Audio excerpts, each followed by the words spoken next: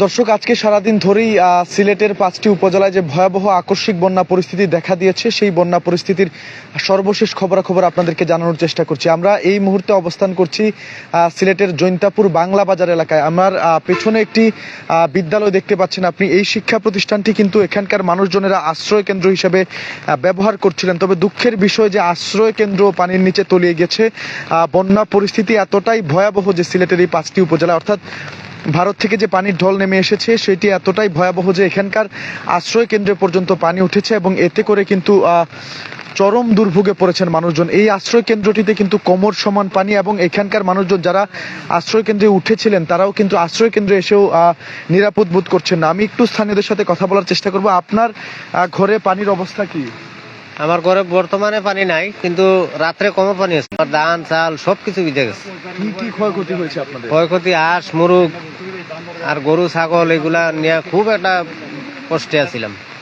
মানে সকালে পানি নামায় মোটামুটি একটু মুরগ হাঁস যেগুলো আছিল এগুলা মরে গেছে, এগুলা আর পাই নাই। হঠাৎ করে নাকি? হঠাৎ করে আইছে, হঠাৎ করে। পানি আসলে এটা কিসের পানি আমরাও তো বলতে পারবো না। পাহাড় থেকে নামছে, এখন বৃষ্টি হয়েছে বেশি। ভারতের পানি। এখন এলাকার মানুষজন কি কষ্টে আছে কিনা? খুব কষ্টে আছে এখন। গরু ছাগল নিয়ে মানুষ নিয়ে অনেক কষ্টে আছে, ঘুমানো টুমানো অনেক কষ্টে। আর একটু কথা বলবো, আপনার ঘরেও কি পানি উঠেছে? কি অবস্থায় আছেন? বা এখন মানুষজন নাকি অনেকে খেয়ে না খেয়ে এরকম জীবনযাপন? দাদা আজকে খাইছি না তো, খুব কষ্টে আছে। রাত 3টার দিকে যে পানি ঢুকছে না, ধান ফান যা আছে গরু বাছুর হাঁস মুরগ তো সব গেছে পাইছে। আর মনে করেন বহুত কষ্টে আছে। আজকে খালি চা খাইছে আর কোনটা না, চিরা মুড়ি খাইছে আর কোনটা না। গরু কতটুকু পানি আছে? কোমর পানি। কোমর পানি। রাত্রে যে সময় পানি এসে সময় কিতা করছে? এই সময় তোমার কেন ইয়ার উপরটা বইছি সই আছে, সই 200 এখানে করছে, 200 কি ভিতরেও পানি উঠে গেছে? ঠিক আছে। এখন কিতা অবস্থা? মানে মানুষজন যারা আছে লামা দিয়া তারার তো অবস্থা মনে হয়। তারার ধরে বাবা রে আর হুশ নেই। সাল বেড়ে পানি তুলে গেছে গিয়ে, ঘরের সাল বেড়ে পানি তুলে গেছে এরকম পানি। দর্শক, আসলে শুনছিলেন মানুষের দুর্ভোগের কথা।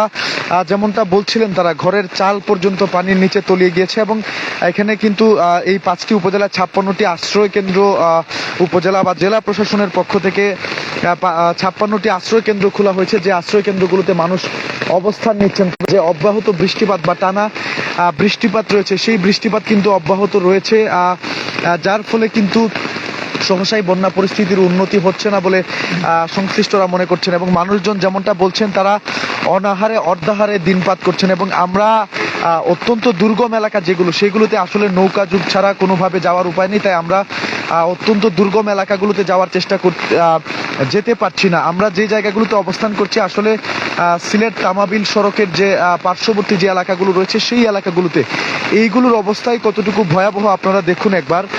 আমরা এখন যে জায়গাটিতে অবস্থান করছি সেটিও একটি আশ্রয় কেন্দ্র ছিল, অর্থাৎ এখানেও কিন্তু স্থানীয়রা এসে আশ্রয় নিয়েছিলেন তাদের বাড়িঘরে পানি ওঠার পরে। সেই আশ্রয় কেন্দ্রটিও কিন্তু পানিতে তলিয়ে গিয়েছে।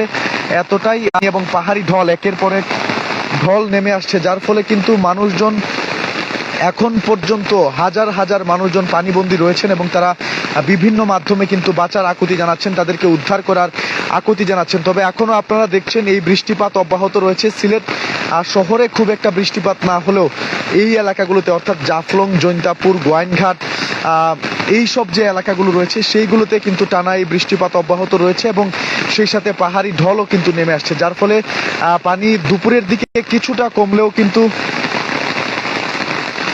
দুপুরের দিকে পানি বৃদ্ধি পাওয়া কিছুটা কমে আসলেও এখন কিন্তু আবারও পানি বৃদ্ধি পাচ্ছে এবং সেই সাথে মানুষের মনে শঙ্কা দেখা দিচ্ছে এবং মানুষজন কিন্তু চরম দুর্ভোগে বিপাকে, বিশেষ করে যারা শিশু সন্তান ছোট সন্তান নিয়ে মানুষজন বিপাকে রয়েছেন। এছাড়াও এই উপজেলা অর্থাৎ জৈন্তাপুর, গোয়াইনঘাট সহ সব কয়টি উপজেলার এই 5টি উপজেলায় কিন্তু ভয়াবহ পরিস্থিতি এখনো বন্যা পরিস্থিতি। সবচেয়ে যে বিষয়টি আপনারা দেখছেন এটি একটি আশ্রয় কেন্দ্র। আশ্রয় কেন্দ্রেও পানি উঠে গিয়েছে, এতই বেশি পরিমাণ পানি হয়েছে, যার ফলে কিন্তু মানুষজন রীতিমতো এবং উপজেলা প্রশাসন রীতিমতো হিমশিম খাচ্ছে বন্যার্তদের সাহায্য করতে। তবে আমরা দেখছি বিভিন্ন সময় কিন্তু উপজেলা নির্বাহী কর্মকর্তা সহ অন্যান্য যারা আছেন দায়িত্বপ্রাপ্ত দুর্যোগ মন্ত্রণালয় সহ অন্যান্য সংশ্লিষ্ট মন্ত্রণালয়ের কর্মকর্তারা তারা কিন্তু ত্রাণ নিয়ে ওইসব মানুষের কাছে পৌঁছাচ্ছেন এবং সেনাবাহিনীও উদ্ধার কাজে নিয়োজিত রয়েছে।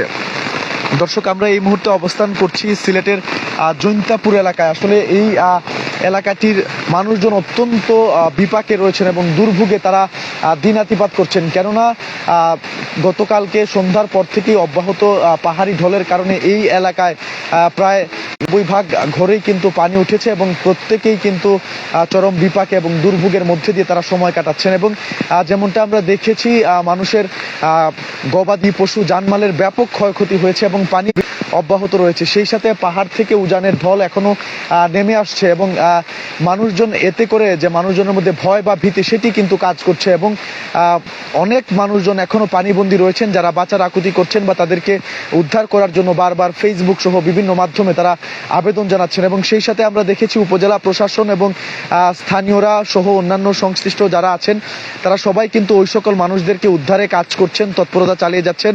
মাঠে রয়েছেও কিন্তু সেনাবাহিনী, তারাও কিন্তু উদ্ধারে কাজ করে যাচ্ছে। নৌকা যুগে, স্পিডবোট যুগে যে যেভাবে পারছেন ওইসব মানুষদের উদ্ধার করতে তারা কাজ করে যাচ্ছে। বেসরকারি নানা সংস্থা ওইসব মানুষদের জন্য ত্রাণ নিয়ে পৌঁছাচ্ছেন। অধিকাংশ মানুষই এখন আশ্রয়কেন্দ্রে অবস্থান নিয়েছেন, তবে এখন পর্যন্ত যারা আশ্রয়কেন্দ্রে অবস্থান নেননি বা অবস্থান করতে পারেনি তারা কিন্তু অত্যন্ত মানবেতর জীবনযাপন করছেন। পানি বৃদ্ধিও এখন পর্যন্ত অব্যাহত রয়েছে, 2-1টি জায়গায় আশ্রয়কেন্দ্রে পর্যন্ত পানি উঠেছে, যার ফলে বলাই চলে যে সিলেটের এই 5টি উপজেলা অর্থাৎ একদম ভারতের মেঘালয় রাজ্য এবং চেরাপুঞ্জি রাজ্যের পার্শ্ববর্তী যে উপজেলাগুলো রয়েছে সেগুলোতে এইবারের যে বন্যা সেটি অত্যন্ত ভয়াবহ একটি বন্যা এবং সেখানে লাখো মানুষ দুর্ভোগ দুর্দশায় রয়েছেন।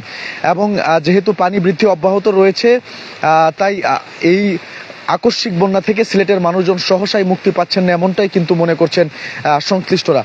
দর্শক, এই ছিল এখনকার মতো আমার কাছে সর্বশেষ। পরবর্তী আপডেট অবশ্যই আমরা সিলেট ভিউর মাধ্যমে আপনাদেরকে জানানোর চেষ্টা করব। আশা করছি আমাদের সাথেই থাকবেন।